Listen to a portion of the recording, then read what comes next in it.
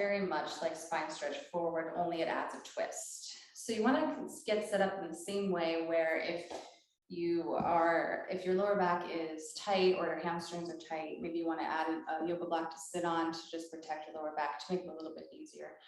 Your legs are out in front, feet as wide as the mat, flexing your feet up. Same thing here, your legs don't have to be totally straight. You can keep a slight bend of your knee, but do keep your feet really strongly flexed.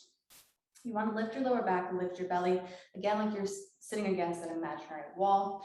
This time though, your arms are out to the side in T position. Good. Then you want to take this right arm, swing it down towards your hips and swing it back towards me. Good. And then this arm comes in front. And then you want to twist towards that right leg. Good. You want to pull back on that opposite hip as your spine twists. You really want to make sure that this twist is happening from your spine, from your waist, not from your hips. You want to keep even weight on both hips, and then lift your abdominals up and over, and then reach forward towards that wall in front of you. So again, like spine stretch forward, you're not reaching for your foot, you're not reaching down, you're reaching up and over. So imagine that the big beach ball is now sitting on your thigh, and you want to take your navel up and over that big beach ball. Good, so you want to pulse for 3 times,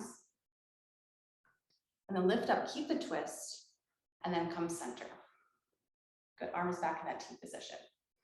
Good, and then the other side. So swing your arm down and back, turn to face that left leg. Go ahead and hit me. Good. And then lift up and over. Reach for 3, reach for 2, reach for 1, lift up, keep the twist, and then come center. So some layers to make this more difficult, just like spine stretch forward, you can pull your shoulder blades on your back, keeping this connection of the wing parts of your shoulder blades throughout the exercise, regardless of what your arms are doing, keep this connection. You can also add the midline, so digging your heels into the mat, hugging your inner thighs in towards that center line of your body. You can also add the layer of length, so you can do the same thing as spine stretch forward, pressing your hips down to the mat, stretching your heels away from your hips. Same thing with your arms, even though your arms are in this T position. Then you can pull your shoulder blades back, reach your fingertips away from your shoulders, not locking the joints, but really stretching the muscles. So same thing as spine stretch forward, you can add the layer of opposition, which is really good to add from the get-go anyway.